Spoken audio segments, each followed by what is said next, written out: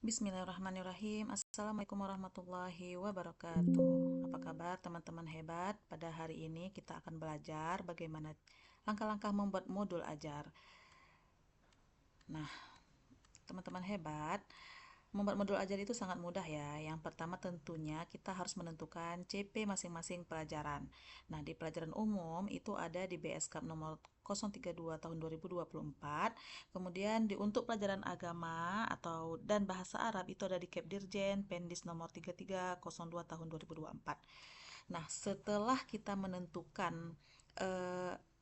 setelah kita mendownload CP yang telah disediakan oleh pemerintah, jadi nanti kita akan kembangkan TP dari CP tersebut. Kemudian dari TP yang udah kita kembangkan dari CP, kita akan mengembangkan pula ATP-nya atau alur tujuan pembelajaran.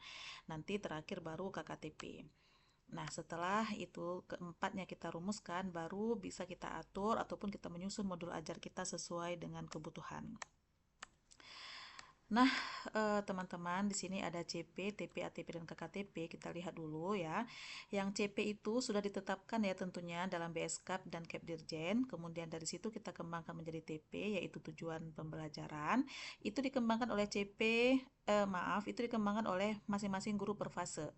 Kemudian setelah kita bentuk TP-nya, kita susun TP-nya, baru kita kembangkan menjadi ATP, yaitu alur tujuan pembelajaran. Nah, ini juga dikembangkan oleh masing-masing guru per fase. Yang terakhir, nanti guru masing-masing per fase juga mengembangkan KKTP yang berasal dari ATP. Nah, terakhir baru modul ajar ya. Nah, contohnya teman-teman, di sini ada elemen mata pelajaran fikih yang kita ambil dari CP pelajaran fikih. Nah, untuk pelajaran fikih ternyata ada 3 elemen, fikih ibadah, fikih muamalah, dan usul fik. Nah, kemudian, misalkan kita ambil di fase A. Fase A itu elemennya ada fikih ibadah. Jadi capaian pembelajarannya itu yang pertama ada mengenal rukun Islam, kemudian melafalkan kalimat syahadatain, kemudian ada azan, iqamah, dan sebagainya. Nah, dari beberapa capaian pembelajaran tadi, kita rumuskan pula yang fase B-nya gitu. Fikih ibadah masih juga fikih ibadah elemennya. Kemudian capaian pembelajarannya berbeda. Kalau di fase B itu membiasakan puasa, kemudian sholat Jumat, kemudian ada rusak sholat meliputi sholat jamak qashar, kondisi sholat dalam kondisi sakit, dan sebagainya. Nah, sekarang kita lihat di fase C. Ternyata untuk fase C itu elemennya ada 2, fikih ibadah dan fikih muamalah. Kemudian, kita sudah paham ya apa itu CP. Sekarang kita merumuskan TP. Nah, dari CP yang ada, misalkan nih CP fase A, ya kan? Kita rumuskan ada beberapa materi yang ada di CP fase A. Ada mengenal rukun Islam, kemudian melafalkan kalimat syahadatain, kemudian terbiasa melakukan tata cara bersuci, tata cara azan, tata cara iqamah, tata cara sholat fardu, sholat berjamaah, tata cara zikir dan doa sesudah sholat.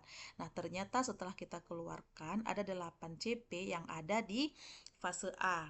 Nah, kemudian ingat ya, TP itu adalah dikembangkan dari CP.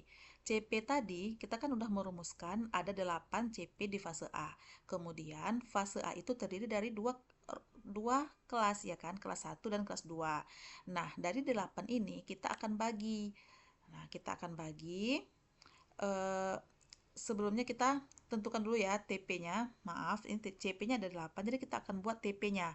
TP itu adalah tujuan pembelajaran. Jadi, ringkasnya gitu. Kalau memang mengenal rukun Islam adalah CP-nya, jadi tujuan pembelajarannya adalah siswa memahami dan mengenal rukun Islam. Kemudian kedua, melafal kalimat syahadatain. Jadi tujuan pembelajarannya siswa mampu melafalkan kalimat syahadatain dan seterusnya. Jadi TP itu kita kembangkan dari CP. Nah, selanjutnya teman-teman, kita bisa membuat tabel seperti ini. Setelah ada elemen, kemudian CP, kompetensinya apa gitu, kemudian TP-nya apa, baru kita buat ATP-nya. Nah, alur tujuan pembelajarannya. Nah, kemudian kita juga sudah paham apa itu CP ya, kita sudah paham apa itu TP, dan kita sudah tahu dari mana TP itu, dan ternyata TP itu dikembangkan dari CP. Kemudian sekarang kita melihat ya bagaimana cara mengatur ATP-nya. Nah, pada alur tujuan pembelajaran, guru harus membagi TP per kelas dan membuat jadwal pertemuan untuk masing-masing ATP. Nah, tadi nih TP-nya ada 8, ya kan? Nah, kita bagi ATP untuk kelas 1 berapa, ATP untuk kelas 2 berapa. Nah, di sini karena memang ya kurikulum Merdeka itu memberi ruang untuk guru lebih berkreasi dan inovasi. Guru diberi kesempatan untuk mendesain ataupun mengidentifikasi kemampuan siswanya masing-masing. Jadi, guru per fase itu diskusi mana kebutuhan siswa yang untuk fase A, mana kebutuhan siswa untuk kelas 1, mana kebutuhan siswa untuk kelas 2, seperti itu. Jadi ada kebebasan guru-gurunya untuk menentukan materi apa yang diajarkan di masing-masing kelas. Nah, seperti ini kami sudah membagi ATP kelas 1 itu ada 5 materi awal, dan ATP kelas 2 itu ada 3 materi terakhir. Nah, jadi totalnya kan ada 8 ya. Nah, kemudian kita coba fokus di ini ya, untuk menentukan ATP, guru harus berpedoman pada jumlah JP per tahun dan kalender pendidikan. Nah, di pasal 10 itu ada jumlah hari hari atau minggu belajar efektif. Semester ganjil itu ada 22 minggu, semester genap itu ada 20 minggu. Nah, jumlah jam per tahun untuk mapel fikih kan ada 72 JP ya. Jadi dibagi, semester awal ada 19 kali pertemuan, semester 2 ada 17 kali pertemuan. Nah, dari 5 ATP fikih kelas 1 ini kita bagi setengah untuk semester pertama, setengah untuk semester kedua. Nah, seperti ini ya, kami sudah membagi 3 TP awal itu kami lakukan di semester pertama, nanti ada 19 pertemuan, kemudian ada 2 materi ataupun 2 tujuan pembelajaran yang kami laksanakan itu di semester 2 sebanyak 17 kali pertemuan. Jadi nanti bagaimana kreatif guru untuk mengembangkan masing-masing materi. Nah, seperti itu. Selanjutnya teman-teman, ada ATP fikih kelas 1 ini misalkan ya, misalnya kan ada 3 ya, tadi di semester awal itu ada 3, ada memahami dan mengenal rukun Islam. Jadi kemudian yang kedua ada kalimah syahadatain, kemudian yang ketiga ada tata cara bersuci.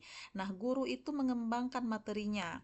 Nah, di sini karena memang tadi ada 19 kali pertemuan yang sudah kami rumuskan, jadi kami menentukan gitu, melihat kemampuan siswa. Jadi mengenal rukun Islam itu kira-kira berapa pertemuan. Nah, setelah diskusi, ternyata untuk mengenal rukun Islam itu kami butuh 10 kali pertemuan, untuk mengenal kalimah syahadatain, untuk materi kalimah syahadatain itu 3 kali pertemuan, dan tata cara bersuci itu 6 kali pertemuan. Totalnya adalah 19 kali pertemuan di semester awal. Nah, seperti itu teman-teman. Kemudian ATP fikih kelas 1 semester 2 ini cara pembagiannya juga sama dengan semester 1 tadi. Cuman mungkin ada perbedaan di jumlah pertemuannya. Nah, seperti itu teman-teman. Sekarang kita CP sudah paham ya, TP juga sudah tahu, kemudian ATP juga kita sudah paham ya. Sekarang kita coba mengembangkan KKTP secara cepat saja. Nah, KKTP itu ternyata juga dikembangkan dari ATP oleh masing-masing guru juga gitu. Ya, KKTP itu ada beberapa bentuk ya. Ada bentuk deskripsi kriteria seperti ini, bisa dilihat langsung saja. Kemudian ada menggunakan rubrik, bisa seperti ini. Kemudian ada interval nilai ya. Jadi kesepakatan guru-gurunya mau pakai yang mana, terserah ya Bapak Ibu ya, atau teman-teman yang berbahagia. Nah, sekarang CP sudah, TP sudah, ATP, KKTP. Setelah kita paham 4 bagian ini, baru kita bisa menyusun modul ajar kita. Nah, Bapak Ibu. Nah, masuk modul ajar itu sangat mudah ya sekarang Bapak Ibu. Bapak Ibu bisa membuat modul ajar sendiri dan bisa menggunakan sekarang artificial intelligence ya, banyak AI gitu ya. Ada ChatGPT, Gemini dan lain sebagainya. Nah, Bapak Ibu, mungkin pembuatan modul ajar sampai di sini dulu. Mungkin kalau memang ada rame yang komen ataupun yang rekom nih meminta bagaimana video membuat modul ajar sendiri menggunakan bantuan AI, insya Allah kita akan bahas di video selanjutnya. Jangan lupa di komen Bapak Ibu, di like dan di share ya. Terima kasih. Assalamualaikum warahmatullahi wabarakatuh.